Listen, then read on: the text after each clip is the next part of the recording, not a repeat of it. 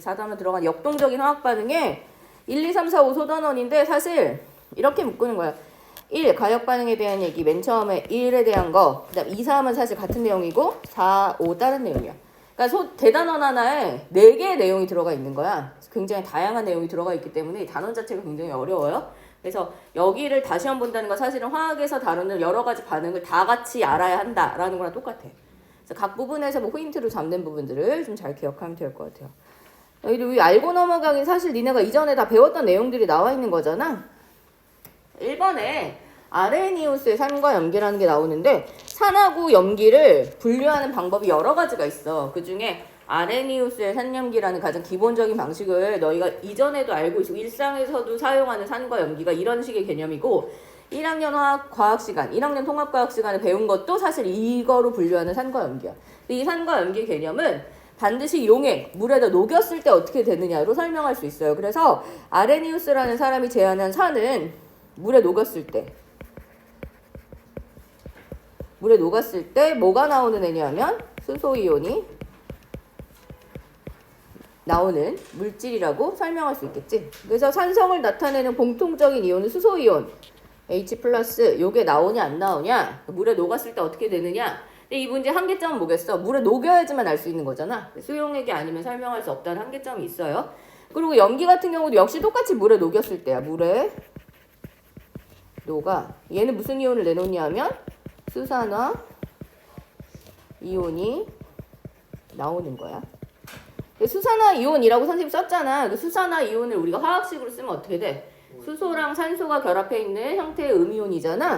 OH- 이렇게 써줘야 되겠지. 그래서 얘네들이 우리가 보통 산성 염기성이라고 하면 H+가 나오냐 OH- 가 나오냐를 설명하는 게 일반적인 거야. 제일 일반적으로 말하는 산염기의 개념이 아레니우스라는 사람이 제안한 산염기다 이렇게 말할 수 있고, 단점은 물에 녹지 않으면 설명이 안 돼. 물에 녹아야 되니까 물에 안 녹은 애들 중에도 산성과 염기성으로 뛰는 애들이 있다는 거지. 그래서 그런 경우는 또 다른 개념으로 이제 설명하게 돼요. 그래서 교과서에 또 하나가 나오고 교과서에 안 나오는 또 다른 산염기 개념 하나 더해서 산염기의 정의로 설명할 수 있는 3가지를 우리가 배우게 될 거야.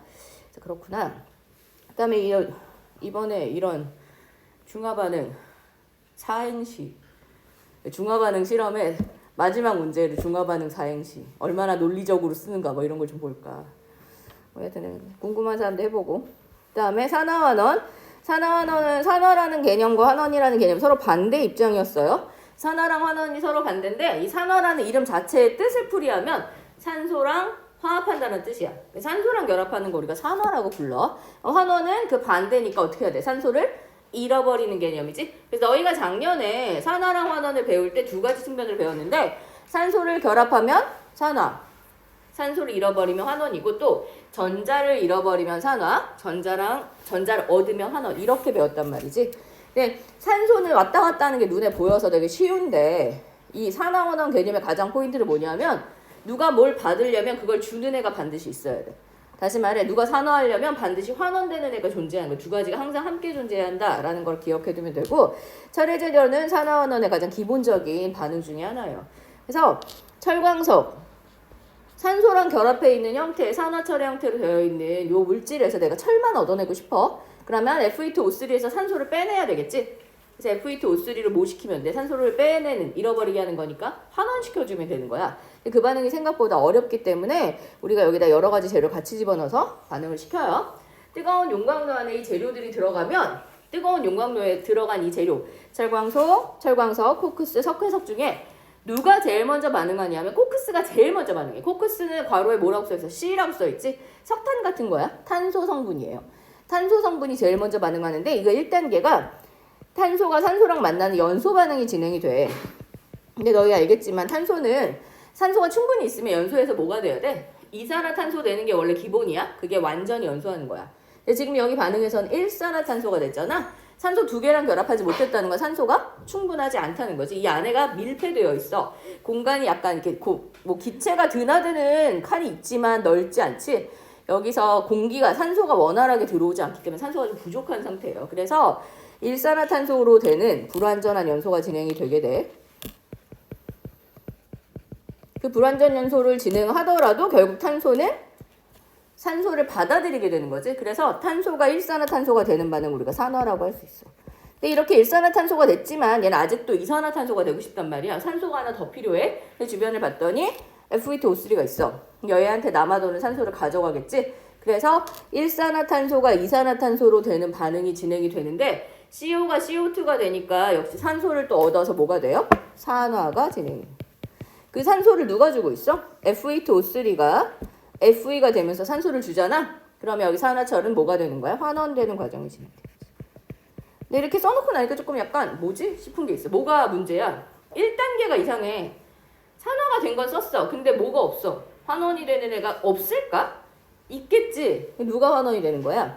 탄소한테 산소를 주고 있는 애는 결국 누구야? 이 O2잖아. 산소 두 개가 붙어 있었는데 그 중에 하나를 띄어서 탄소한테 주는 요 반응이 두 번 일어나는 꼴이라고 볼 수 있겠지. 다시 말해 탄소가 일산화탄소가 되면서 산화가 진행되는데 걔한테 산소를 주는 역할을 하는 O2는 환원되고 있다라고 이야기할 수 있는 거야. 그래서 결국 산화환원이 다 일어나고 있어요. 두 개가 항상 동시에 일어난다. 잘 기억해두면 되고 그 외에 산화제, 환원제 같은 것도 작년에 배웠지만 뒤에 가서 다시 한번 이야기할 거야. 그리고 중학교 때 이런 거 배웠어? 화학 반응에서 에너지 출입 관련된 거? 자, 화학 반응이 일어나면 에너지가 방출되거나 흡수돼요. 우리가 에너지가 방출되는 반응, 에너지가 바깥으로 나오잖아? 그런 반응 뭐라 그래? 열이 밖으로 나온다. 이런 식으로 발열 반응이라고 말하고 그 다음에 에너지가 흡수되는 건 열이 안으로 들어온다는 개념이잖아. 그래서 흡열 반응이라고 해. 우리가 열이라고 쓰지만 사실은 열은 이 열이라는 단어는 에너지를 의미해.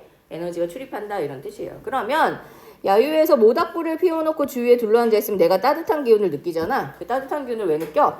모닥불이 연소되는 과정에서 뭐가 나오기 때문이야? 에너지가 나오기 때문이지. 그래서 여기서 물어보고 싶은 것은 따뜻한 기운을 느낀다는 건 따뜻한 기운이 나한테 흡수되는 걸 묻는 게 아니라 모닥불을 피웠을 때 여기를 묻는 거지. 그래서 모닥불을 피워놓으면 왜 따뜻한 기운이 느껴져? 그 연소 과정에서 에너지가 밖으로 나오기 때문이야. 다시 말해 무슨 반응이 진행되기 때문이야? 발열 반응이 진행되기 때문에. 반대로 식물은 광합성 한단 말이야. 너희도 광합성에 반드시 필요한 거 재료로 되는 거는 이산화탄소와 물이지만 에너지가 반드시 필요. 무슨 에너지를 이용해? 빛에너지 이용하잖아. 그럼 빛에너지를 식물에 입혀 있는 영록체에서 흡수해서 반응이 진행되게 되니까 에너지가 흡수되는 거지. 그래서 이 반응은 흡열 반응이라고 볼 수 있어요. 이 열을 우리가 생각하는 열 이런 개념으로 받아들이면 안 되고 에너지 입장으로 봐줘야 되는 거야. 에너지가 들어갔냐 나갔냐의 입장으로 이걸 판단한다. 그때 물질들이 가진 에너지가 들어오고 나가는 데에 따라서 원래 있었던 에너지가 높아지고 낮아지고가 되는 거거든. 그래서 그거에 대해서 뒤에 마지막 단원에서 배우게 될 거고 소단원 마지막 부분에 그래서 열량 계산하는 법 뭐 이런 것들이 등장하게 될 거야. 자, 이거를 하게 될 것이다.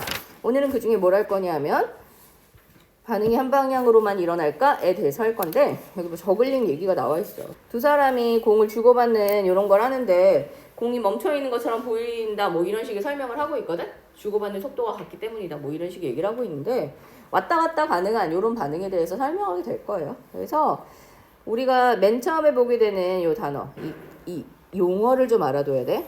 가역 반응. 한자어로 만든 단어겠지? 선생님이 한문을 쓰지 않을 거지만 이 여기 우리가 말하는 역반응이야. 근데 역반응이 우리가 보통 보는 반응의 방향의 반대잖아. 그 다음에 이 가자는 뭐야? 가능하다는 뜻이지. 역반응이 가능할 경우에 가역반응이라고 해요. 근데 모든 반응의 역반응이 다 가능한 건 아니야. 어떤 애들은 되기도 하고 어떤 애들은 안 되기도 해. 그래서 되는 왔다 갔다가 가능한 애들을 가역반응이라고 하고 왔다 갔다 안 되는 애들은 가역이 안 되는 거잖아. 그런 애들 비가역 반응, 안일비자 써서 비가역 반응이라고 불러요. 그래서 여기서 활동하기 위해서 가역이냐 아니냐 이거 비교해 보라는 거지. 1번에 얼음을 실온에서 꺼내 놓았어. 얼음을 꺼내 놓으면 얼음이 녹아서 물이 되지. 그러면 그렇게 물이 된 애가 다시 얼음이 될 수 있어 없어? 될 수 있어. 어떻게 하면 돼? 냉동실에 넣으면 되잖아. 꺼내서 얼음이 물이 돼 버렸으면 걔를 온도를 다시 낮춰주면 다시 얼음으로 만들 수 있어. 그럼 얼음과 물은 계속 왔다 갔다 할 수 있는 거지. 이런 반응이 무슨 반응인 거야? 가역 반응인 거야. 그래서 녹은 물을 다시 얼음으로 되돌릴 수 있지. 냉동실에 집어넣어서 온도를 낮춰주면 돼요. 되돌아갈 수 있는 반응을 가역 반응이라고 부른다. 그런데 2번처럼 달걀 프라이, 계란 프라이, 달걀 프라이를 한다고 쳤을 때 달걀 프라이도 마찬가지고 뭐 달걀을 삶는 것도 마찬가지지. 계란 같은 경우 너희 이거 프라이팬에다가 계란을 딱 깨트려. 그러면 흰자랑 노른자가 딱 이렇게 있는데 어디가 먼저 익어? 흰자가 먼저 익고 노른자가 늦게 익어. 흰자는 단백질 성분이 많고 노른자는 살짝 지방 성분이 좀 더 많아요. 그래서 이 익는 속도가 좀 다르긴 해. 그런데 어찌 됐든 간에 그렇게 해서 계란 후라이를 만들었어. 그러면 일단 가열해서 달걀 프라이를 만들었으면 열이 흡수돼서 그런 반응이 일어난 거잖아. 그럼 내가 그 달걀 프라이를 다시 날계란으로 만들 수 있는가?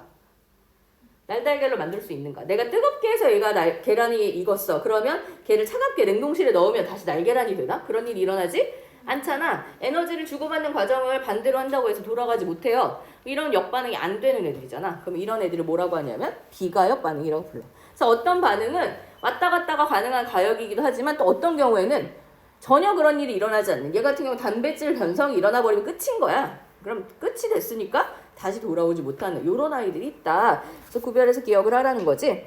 그래서 본래의 상태로 되돌릴 수 있는 반응이 있고 본래의 상태로 되돌릴 수 없는 반응이 있는데, 본래의 상태로 되돌릴 수 있으면 가역 반응, 되돌릴 수 없으면 비가역 반응이라고 불러요. 가역 반응의 대표적인 예는 1번처럼 이거 뭐 한 거야? 얼음과 물이 계속 왔다 갔다 하는 걸 우리 뭐 했다 그래? 상태 변화라고 말할 수 있어. 물질의 상태가 변화하는 반응들은 계속 왔다 갔다가 가능해. 그런 반응들이 가역 반응이고, 또 어떤 게 가능하냐면 밑에 여기 두 가지가 있어. 염화 코발트 종이의 색 변화, 그다음에 석회 동굴이 만들어지는 과정, 뭐 이런 것들이 나와 있어요. 자세한 설명을 조금 이따가 하도록 하고, 뭐 이런 애들이 왔다 갔다가 가능하다. 염화 코발트 종이는 종이에 염화 코발트라는 물질을 묻혀놓은 종이야. 뭐 할 때 쓰는 거냐면 수분이 존재하는지 수분이 있는지를 확인할 때 쓰는 거야. 되게 예민해. 그래서 공기 중에 있는 수분으로도 반응할 수 있어. 얘가 공기 중에 있는 수분이 있으면 그 수분을 흡수해요. 그 수분을 흡수하면 색깔이 약간 분홍색 뭐 이런 식이 돼. 원래 여기 분홍색 비슷한 색이었잖아. 근데 지금 선생님이 드라이어로 날려서 수분을 날렸더니 파란빛을 띄어. 이거 한참 놔두면 공기 중에 있는 수분하고 반응해서 또다시 분홍색 계통, 붉은색 계통으로 색이 바뀌어요. 이러면 얘는 수분을 날리면 염화 코발트만 남아서 파란색을 띠고, 공기 중에서 수분에 노출되거나 아니면 수분을 아예 물에 담그거나 뭐 이렇게 하면 그 물하고 얘가 반응하면서 다시 분홍색을 띠는, 색깔 변화가 왔다 갔다가 가능한 애지. 이러는 거를 우리가 가역 반응이라고 부른다는 거야. 그래서 가역 반응의 대표적인 예로 염화 코발트를 얘기하는데, 염화 코발트로 우리가 뭐 하냐면 그 실험, 어떤 연구 실험을 했을 때 수분이 생겼냐 물이 생겼냐 확인할 때 많이 사용하는 물질이다. 이런 것들 가역 반응이고, 그 다음에 석회 동굴 같은 경우도 석회암이 가득 차 있는, 석회암으로 되어 있는 어떤 지대에 이산화탄소랑 물이 계속 지나가면 석회암 CaCO3 걔랑 이산화탄소 물이 반응해서 걔네들이 물에 녹는 형태로 바뀌게 돼. 그러면 돌이 물에 녹으면 물에 녹아서 계속 부식되는 게 아니라 구멍이 생기겠지. 동굴이 만들어지는데 거꾸로 그 물에 녹았던 아이들이 다시 석회암하고 같은 성분, 탄산칼슘 성분으로 다시 돌아가는 반응도 진행이 될 수 있어. 그럼 동굴 생긴데 걔네들이 다시 고체가 되면 밑에서 이렇게 그 싹이 자라듯이 석순이라고 말하는데 그런 게 생기거나, 위쪽에서부터 만들어지면 위에서 종유석이라고 해서 이렇게 뭔가 위에 이렇게 동굴 같은데 위에 뾰족뾰족하게 내려오는 이런 것들이 생기거나, 이 두 개가 자라다가 만나면 기둥처럼 되기도 하고 석주라고 해서 그런 게 만들어질 수도 있어요. 그래서 왔다 갔다가 가능한 반응들에 대한 예로 이 두 가지가 나와 있어. 근데 이거 말고도 되게 많아. 앞으로 계속 하게 될 거고, 그 다음에 비가역 반응은 위에 있는 달걀 변성 이런 거, 단백질이 변성돼 버리면 돌이킬 수 없지. 그리고 어떤 경우도 안 되냐면 기체가 발생하는 경우. 어떤 반응에서 기체가 생기면 기체가 발생해서 어떻게 돼? 날아가지? 기체가 날아간 기체들이 되돌아서 다시 원래 물질로 돌아가는 일이 잘 일어나지 않아. 그리고 연소 반응의 경우도 비가역의 대표적인 예예요. 연소. 나무를 나무를 막 연소시켜. 그러면 재가 남잖아. 나무를 연소시켜서 재가 남으면 거꾸로 그 재가 다시 나무가 되게 할 수 있는가? 할 수 없어. 에너지가 바깥으로 나와서 발열 반응이 진행됐으니까 거꾸로 에너지를 집어넣어주면 다시 나무로 돌아갈 수 있냐? 그렇게 일어나지 않잖아. 연소해서 타버리면 끝이란 말이야. 재가 생겨버리면 끝인. 이런 반응도 돌아갈 수가 없는 그런 반응의 대표적인 예고, 그 다음에 앙금이 만들어지는 반응.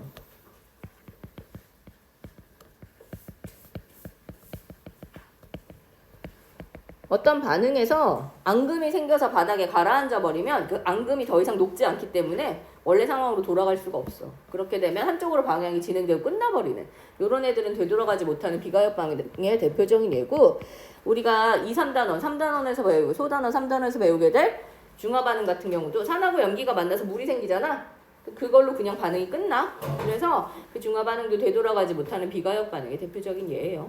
가역과 비가역을 의미를 잘 기억해 두는 게 중요해. 그래서 양쪽 방향, 정반응, 역반응이 모두 가능한 것을 가역 반응이라고 하고, 반응물이 생성물로 되는 걸 정이라고 하고 생성물이 반응물로 되는 걸 역이라고 하는데, 우리가 정이라고 하는 건 방향이 어디에서 어디야? 왼쪽에서 오른쪽. 그래서 물의 상태 변화 같은 걸 반응식을 쓰면 액체 상태의 물을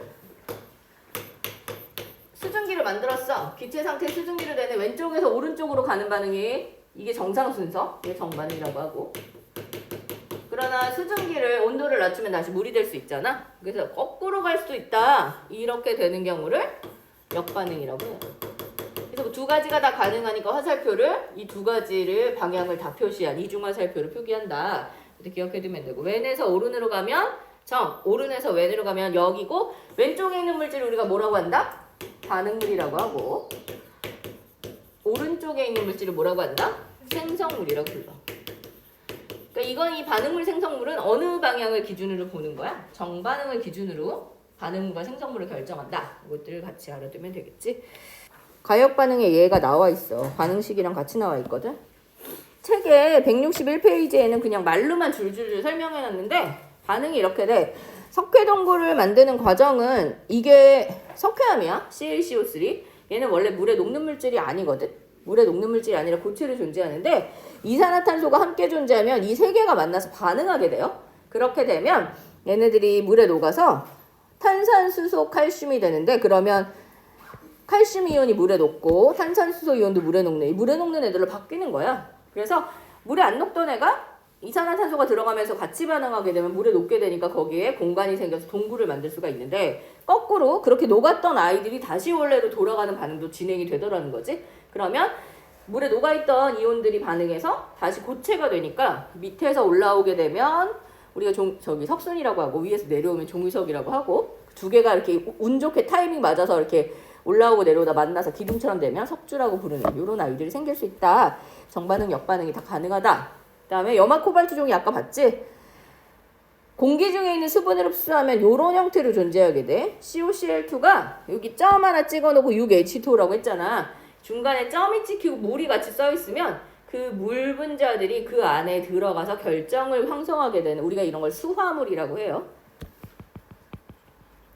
그래서 염화 코발트 6수화물의 형태가 되면 결정을 형성하는데, 그 결정이 붉은색, 분홍색 계통의 붉은색 계통을 띠게 되는 거야. 근데 거기서 내가 수분을 날리게 되면 COCl2, 염화 코발트만 남게 되잖아.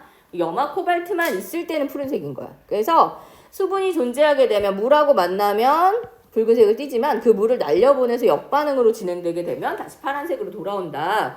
아까 아직 뭔가 색깔 변화가 좀 약간 애매하긴 한데, 아까 되게 많이 파란색이었는데 조금 흐려졌어. 시간이 좀 더 지나면 이것도 나중에 붉은색 계통으로 다시 변하게 될 거예요. 그래서 이런 반응도 왔다 갔다가 가능한 것을 가역 반응이라고 부른다. 이거 기억해두고, 비가역 반응, 아까 선생님이 얘기했던 연소가 일어나거나 기체가 발생하는 반응들은 되돌아오지 않아. 되돌아오면 역반응의 화살표까지 이중 화살표 쓰는데, 되돌아오지 않는 경우에 한쪽 방향 화살표만 써요. 그래서 연소 같은 경우에 연소의 결과물들이 다시 원래로 돌아가지 않는다거나, 그 다음에 기체가 발생하는 반응, 너희들 이거 기억나? 마그네슘이랑 염산이 만나는 반응, 우리 이거 했지? 언제 했냐? 1학기 수행평가 때 마그네슘에 염산 집어넣을 어떻게 돼? 부글부글해서 수소기체가 날아가잖아. 기체가 날아가는 반응이 진행이 되잖아. 그 기체 발생 반응은 역반응으로 돌아오는 일이 거의 없어. 그래서 이 경우도 정반응으로 하고 반응이 끝나버린다. 기억해두면 되고, 그 다음에 중화 반응도 이렇게 물이 생겨버리잖아. 산하고 염기가 만나서 물이 생기면 되돌아오지 않아요. 그래서 역반응이 잘 진행되지 않는 대표적인 예 중에 하나. 이거 말고 아까 저기도 있었다 그랬지? 앙금이 생기는 경우도 되돌아오기 어렵다고 했었어. 그래서 역반응이 되는 경우 안 되는 경우들을 구별해서 좀 기억해두면 될 것 같고, 사실 우리가 일상생활에서 잘 보지만 너무 일상적이라 집에서 많이 하는, 뭐 잘 하지 않지만, 물을 마시고 물컵을 놨는데 물컵의 안쪽에 물기가 남아있거나 물이 조금 남아있는 경우 얘를 그냥 그대로 놔두고 하루 종일 막 돌아다니고 오면 물이 너무 많이 있지 않는 한 그 물들은 다 어떻게 돼? 날아가 버리잖아. 증발되잖아. 우리 설거지하고 그릇을 담아놔도 시간이 지나면 지가 알아서 수분이 다 사라지는, 물기가 다 사라지잖아. 이런 일이 일어난다고. 일상생활에서는 사실 물이 증발하는 거는 증발해서 사라지는 끝. 이건 얼마든지 쉽게 볼 수 있는 거야. 그런데 내가 얘를 이렇게 놔두지 않고 뚜껑을 덮어놓으면 상황이 좀 달라져. 뚜껑이라고 하면 좀 설명하기가 좀 애매하니까 예를 들어 어떤 용기에 물이 좀 담겨 있는데 걔를 수조 같은 걸로 이렇게 덮었어. 만약 이렇게 놔뒀다. 그러니까 뭐 밀폐라고 하면 뭐하지만 안과 밖에 뭔가 이동이 있을 수 없는 상황으로 만들었다. 여기 물이 있어. 그러면 이 물의 표면에서는 일단 뭐가 일어나? 표면에서는 언제나 증발이 일어나. 액체의 표면은 온도가 어떻든 상관없이 항상 증발이 일어나. 그래서 이 표면에서 증발이 이렇게 일어나게 돼요. 처음에는 증발하는 것들밖에 안 보여서 시간이 지난 물의 양이 조금 줄어드는 것처럼 보여. 증발을 하니까 물의 양이 좀 줄어들겠지. 이렇게 될 건데 생각해보면 여기 안에 요 안에 수증기가 이렇게 증발하면 수증기가 생기니까 수증기 양이 점점 어떻게 되겠어? 늘어날 거 아니야. 수증기 양이 늘어나면 이걸로 끝나는 게 아니라 물의 일종의 상태 변화잖아. 그러니까 증발만 일어나는 게 아니라 거꾸로 돌아오는 과정도 같이 진행이 될 수가 있어. 처음에는 이 공기 중에 있는 수증기가 많지 않으니까 돌아오는 애가 별로 없어. 그런데 시간이 지나면 증발이 계속 일어나면 이 안에 수증기가 꽤 많이 있겠지. 그렇게 되면 돌아오는, 우리가 그걸 응축이라고 해요. 응축되는 양이 점점 늘어난단 말이야. 그래서 증발되는 양은 어차피 이 표면에서 일어나는 거니까 계속 똑같은 속도로 유지가 되는데 응축은 이 안에 수증기의 양이 얼마나 많아지냐에 영향을 받아. 그래서 처음에는 응축이 한 이 정도 일어났었는데 시간이 지나니까 응축되는 양이 점점 많아지게 되는 거지. 그럼 처음에 증발이 더 많이 일어났으니까 양이 당연히 물의 양이 줄어들 건데 시간이 지나서 여기 수증기가 많아지면 응축이 점점점 많이 일어나. 그래서 어느 순간이 되면 증발되는 양과 응축되는 양이 속도가 같아진 어떤 순간이 온단 말이야. 그럼 증발 날아가는 만큼 돌아와. 그럼 겉으로 보기엔 어때? 아무 일도 없는 것처럼 보이겠지. 그런 상황이 오더라. 우리가 관찰했을 때 아무 일도 없는 것 같은 상황을 평형이라고 해요. 그런데 평형이지만 아무 일도 없어. 그런데 물의 양은 이만큼으로 가지만 실제로 이 안을 살펴볼 수 있으면 우리가 이걸 다 볼 수 있다고 치면 날아가는 만큼 돌아오고 있는 거잖아. 그럼 이 안에 움직임은 사실은 계속 있는 거야. 계속 움직이는데 겉으로 봤을 때 아무 일도 없는 것 같은 상황이 오더라는 거야. 그래서 그걸 뭐라고 부르냐? 평형은 평형인데 내부에서 계속 뭔가 진행이 되고 있는 거지. 계속 움직임이 있어. 움직임은 있는데 날아가고 돌아오는, 다시 말해 정반응과 역반응의 속도가 똑같으면 겉으로 봤을 때는 아무런 변화가 없는 것처럼 보일 수 있다. 그걸 동적 평형이라고 부른다는 거야. 얘를 이렇게 막아놓지 않고 열어놓으면 수증기가 발생하는 게 이 주변에만 있는 게 아니라 퍼져나가겠지. 그래서 응축하는 속도가 증가하는 일이 일어나지 않아. 그럼 계속 증발이 점점 많이 돼서 결국 물이 다 사라져버리게 되는 거야. 그런데 얘처럼 막아버리면 여기서 발생한 수증기들이 날아가지 못하고 이 주변에 있으니까 수증기의 양이 너무 많아지니까 거꾸로 응축되는 양이 점점, 응축 속도가 점점 빨라지는 이런 상황이 되더라. 밀폐된 공간 안에서 이루어지는 상황이다. 그렇게 됐을 때 물이 완전히 사라지는 일이 일어나는 게 아니라 좀 줄어들지만 어느 순간이 되면 더 이상 변화 없는 상황으로 가더라. 평형에 도달한다. 그런데 평형이지만 내부에선 계속 반응은 일어나고 있다. 그래서 동적 평형이라고 부른다. 이거 기억해두면 돼. 용어, 이런 개념이구나. 그래서 알고 있으면 별로 어렵지 않아요. 그래서 밑에 뭐 설명이 있는데 요거 보면 돼. 여기 증발하는 분자랑 응축되는 분자가 나와 있어요. 가나다라 말을 보면 가에서 순차적으로 이제 동일한 시간대로 관찰했다고 보면 표면에서 증발하는 양은 일단 그림상으로 화살표 3개로 표현되어 있지. 표면에서 증발하는 속도는 계속 동일하게 가고 있어. 그런데 시간이 지나면 그 내부에 수증기가 점점 많아지니까 응축되는 속도가 점점 증가하게 되더라. 그래서 어느 순간에 도달하면 그 어느 순간이 여기서는 어디야? 라에 도달하면 증발되는 만큼 증발되는 속도와 응축되는 속도가 같아지는 순간이 오더라. 그 순간이 왔을 때 우리가 뭐라고 한다? 동적 평형에 도달했다라고 하고, 일단 동적 평형이 되고 나면 그 이후에 계속 어때? 계속 동적 평형이 유지가 돼요. 그래서 동적 평형에 도달하고 난 이후에 계속 동적 평형이 유지가 되니까 더 이상의 그 액체의 양의 변화가 없음이 유지가 되겠지? 겉으로 봤을 때 변화 없는 것처럼 보인다. 내부를 보면 계속 반응이 진행이 되고 있다. 기억해 두면 돼. 그래서 1번에서 가, 마의 모형 중에 증발하는 분자수와 응축되는 분자수를 비교하면 가에서 다까지는 증발하는 분자수가 응축되는 분자수보다 많아요. 그런데 라 이후에는 두 개가 어때? 증발하는 만큼 응축하는 두 개가 같아지겠지? 이렇게 되더라. 그래서 라 이후에 증발하는 만큼 응축되면 물의 양은 어때? 일정하게 유지가 되는 상태가 되는데 우리가 그런 것을 뭐라고 한다? 동적 평형 상태라고 한다. 정반응과 역반응이 같은 속도로 일어난다. 이걸 기억해 두면 돼. 이걸 하다 보니 갑자기 궁금한 점이 생겼어. 뭐가 궁금해? 나만 궁금해? 증발과 끓음. 증발은 뭐고 끓음은 뭐야? 증발은 액체가 기체가 되는 거잖아. 끓는 건 액체가 기체가 되는 거잖아. 뭐가 달라? 온도가 달라? 정말? 증발은 표면에서만 일어나는 일이야. 증발은 그 액체의 표면에서만 일어나는 일이야. 그런데 끓는 것은 전체에서 다 일어나는 일이야. 다시 말해 내가 어떤 액체를 가지고 있으면 이 온도가 아무리 낮아도 표면에서 언제나 증발이 일어나. 100도까지 안 올라갔는데 물이 그 표면에 증발이 일어나. 그러니까 너네들 설거지 해가지고 물기 있는 걸 덮어놓으면 물기 있는 거 계속 이렇게 놔두면 물기 다 날아가잖아. 100도까지 올라갔어? 안 올라갔잖아. 안 올라갔는데 그런 일이 있는 이유는 걔가 바깥하고 노출된 부분 거기에서 계속 증발하고 있기 때문에 그런 거야. 그걸 좀 빨리 하려면 어떻게 하면 돼? 식기세척기 뭐 식기건조기 같은 데서 온도를 올려주면 좀 더 빨리 일어나겠지. 전체가 다 상태 변화할 거니까. 그런데 표면에서만 일어날 수 있어요. 어디서나 있는 일이야. 그래서 표면에서 항상 상태 변화가 자연스럽게 일어날 수 있는데 표면에서 액체의 표면에서 일어나는 자연스러운 상태 변화 증발이라고 하고 그게 온도랑 이런 상황이 맞아 전체가 다 그렇게 상태 변화를 하게 될 경우를 끓는다고 해요. 구별해 두면 되고 그다음에 응축이란 말도 마찬가지야. 응축도 표면에 도달하는 거지. 바깥에 있던 그 성분 기체들이 다시 액체가 되어 표면을 돌아오는데 그게 온도랑 조건에 이런 조건과 상관없이 그 기체들이 그냥 자연스럽게 돌아오는 게 일어나는 거야. 그래서 사실 솔직히 말하자면 맨 처음에 여기 물만 놔뒀어. 선생님이 증발화살표만 그렸잖아. 응축이 그럼 하나도 없나? 있을 수 있지. 이 안에 그 기체가 조금 존재하면 미미하지만 응축이 일어날 수 있어요. 그런데 그걸 표시하지 않은 건 너무 속도가 느리기 때문인 거야. 그래서 응축이라든지 증발 같은 것은 표면을 중심으로 언제든지 일어날 수 있는 상황인 거고 끓는다. 아니면 끓는다. 아니면 뭐라 해야 돼? 끓고 액화된다. 이런 것들은 아예 전체에서 일어나는 상태 변화랑 관련된다. 이렇게 기억하고 있으면 될 것 같아요. 그래서 그 밑에 보니까 물질의 상태 변화랑 관련돼서 어떤 물질의 두 가지 이상의 상태가 동적 평형을 유지하는 이런 상황이 온다는 거야.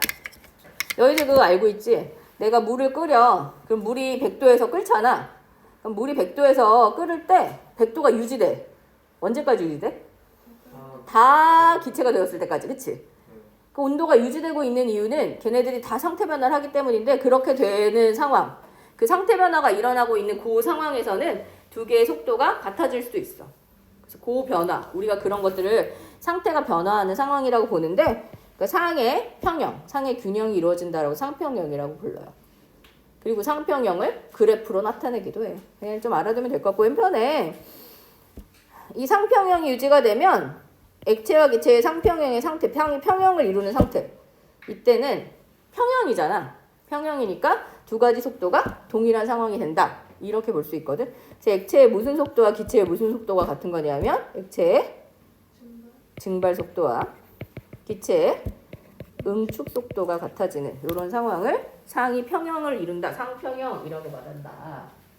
그리고 아까 동적 평형 얘기하면 가역 반응하고 중요한 건데 가역 반응의 대표적인 예가 물질의 상태 변화였지? 물질의 상태가 변하는 게 가역 반응과 아주 밀접한 관계가 있다라는 걸 좀 알아둬야 될 것 같아. 책에 나와 있는 이거를 이렇게 나타냈어. 유인물 2페이지에 보면 시간에 따른 증발 속도와 응축 속도가 나와 있지? 근데 증발 속도는 계속 어때? 일정하게 가고 있어. 온도에 특별한 변화가 없을 때 증발 속도가 크게 달라지지 않아요? 계속 똑같아. 그런데 응축은 사실 처음엔 거의 없지? 처음엔 거의 없다가 점점점 응축 속도가 빨라져서 결국 언제 평형에 도달하냐면 날아가는 만큼 돌아오려면 두 개의 속도가 어때야 돼? 같아야지. 그래서 둘의 속도가 같아지는 이 t라는 시간 정도부터 동적 평형이 이루어지게 된다. 이거를 좀 기억해 두면 되고, 얘 같은 경우에는 증발 속도가 처음에 일정하게 갔으니까 그렇고, 만약에 보통의 반응 같은 경우에는 처음에 정반응의 속도가 빠르고 역반응 속도 거의 없어. 그다음 정반응은 물질이 점점점 반응하면 물질의 양이 줄어드니까 속도가 점점 느려지고, 역반응은 생성물이 많아지면 역반응의 반응물이 많아지는 거잖아. 역반응 속도 점점 빨라져서 결국 언제 동적 평형에 도달하냐면 두 개의 속도가 같아졌을 때 동적 평형에 도달하게 돼요. 그걸 기억해 두면 돼. 이거는 증발음 축이니까 그래프가 이렇게 나오는 거고, 뒤에 가서 뭐 아마 다시 그래프 보게 될 거야. 그다음에 이거 아까 상평형 두 가지 이상의 상태가 동적 평형을 유지할 때 우리가 상평형이라고 하는데, 그 상평형이 사실 물질의 상태가 몇 가지가 있어? 세 가지가 있잖아. 이 세 가지 물질의 상태를 온도와 압력으로 그래프를 그려놓은, 그래프라고 하기엔 그렇고 그림으로 그려놓은 게 있는데, 우리가 그걸 상평형 그림, 페이스 다이어그램이라고 불러요. 그래서 오른편에 상평형 그림을 선생님이 하나 넣어놨어. 사실 이거는 화학투 내용이야. 니네 사실 이 그래프는 몰라도 되는데 그냥 넣어놓은 거 좀 설명해주면 나중에 어딘가 응용할 수 있을 것 같아서. X축이 온도고 Y축이 압력이에요. 자, 이 물질이 뭔지는 모르겠는데 지금 이렇게 그래프가 이렇게 있지. 맞아? 여기가 고체고 여기가 액체고 여기가 기체 상태를 그래프 3개로 나눠놓은 거야. 그 다음에 이렇게 되는 거, 이 그래프는 얘네 두 개가 만나고 있는 거잖아. 고체와 기체가 만나고 있다는 것, 여기에서 고체와 기체가 함께 존재하는 상황이 된다. 걔네들의 상의 평형이 이루어지는 상태가 될 수 있다. 이런 뜻이야.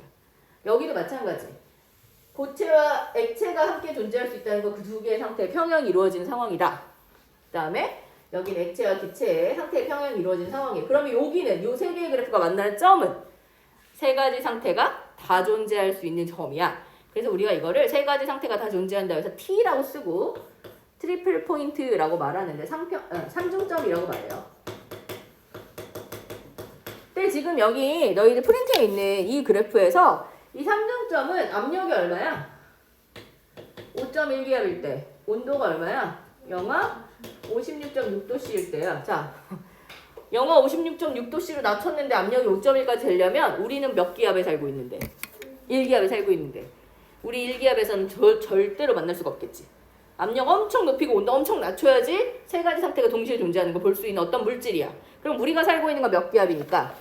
1기압이니까. 그럼 1기압 상태라고 보면 1기압 여기 그래프 보니까 이렇게 돼 있잖아. 1기압의 상태일 때 고체와 기체의 상태 변화가 일어나는 지점에, 상평형이 일어나는 이 지점의 온도가 영하 78도씨예요. 그러면 얘는 영하 78도씨에서 고체와 기체 사이에 상태 변화가 일어나게 되게, 상태가 계속 바뀌게 돼서 그거보다 온도가 올라가게 되면 다 기체로 바뀌겠지? 고체가 기체로 가는 아이야. 무슨 성이 있는 애야? 승화를 하는 아이야. 액체가 존재하잖아. 1기압의 상태에서 내가 아무리 용을 써도 액체를 볼 수 있어 없어? 볼 수 없어. 이건 뭐의 그래프냐면 이산화탄소 그래프예요. 여기 이산화탄소 고체가 되면 뭐야? 드라이아이스. 요즘 많이 쓰잖아. 아침에 마켓컬리에 배달시켰어. 식재료가 막 와. 그럼 냉동식품 같은 거 오면 거기 뭐 들어있어? 드라이아이스. 얼음팩도 들어있지만 아이스팩도 들어있지만 드라이아이스 들어있는 경우도 되게 많아.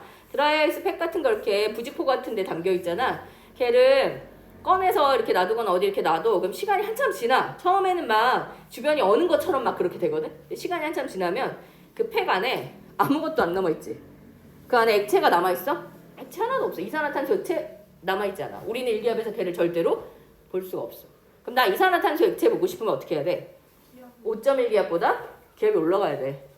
엄청나게 기압이 높아져야지나 볼 수 있는 그런 상황이란 말이야. 좀 다르다. 물은 어떻게 써? 물은 그래프 모양이 살짝 다르게, 이건 뭐 나중에 화학투에서 배울 거니까 이렇게 생겼어. 물의 삼중점은 여기예요. 물의 삼중점은 0.0098도씨. 거의 0도에 가까운 온도에 압력은 0.006기압 정도? 엄청 압력이 낮아. 그럼 우리는 몇 기압에 사는데? 1기압에서 1기압은 어디 있어? 이거에 이쪽 한 이쯤에 살고 있겠네? 그럼 얼음을 온도를 높여. 그러면 1기압에서 얼음이 물로 상태 변화가 가능한 온도가 몇 도야? 0도씨. 0보다 조금 높은 삼중점. 그 다음에 이 물을 또 온도를 계속 높여. 그러면 기체로 바뀌는 온도 몇 도? 100도씨 이렇게 되겠지? 물의 경우에는 우리가 일기압에 살면서 고체, 액체, 기체를 다 만날 수 있어. 그리고 이 중에 이 그래프, 요 그래프의 선의 위치가 각각의 두 가지 상태의 상평형의 상황이 이루어지는 그런 상태다. 기억해 두면 돼요. 두 가지 상태가 같이 공존할 수 있다. 알아두면 되고, 그래서 여기 특징이 뭐 참고에 각각의 상태에서 각각의 동적 평형이 이루어질 수 있고 세 가지 동적 평형도 이룰 수 있는데 그 지점은 딱 점 하나, 삼중점 하나다. 뭐 이런 것들 좀 받으면 될 것 같아. 그래서 이 상평형 그림을 꼭 알아야 되는 이런 건 아닌데 상평형 그림이 이 안에 물질들의 동적 평형에 가능한 상을 나타내주는 그런 것들을 표현한 그림이고 결국은 가역 반응이기 때문에 이게 설명이 가능한 거야. 그래서 아까 물질의 상태 변화가 가역 반응이라고 말했던 그 부분이 여기랑 연결되어 있어요.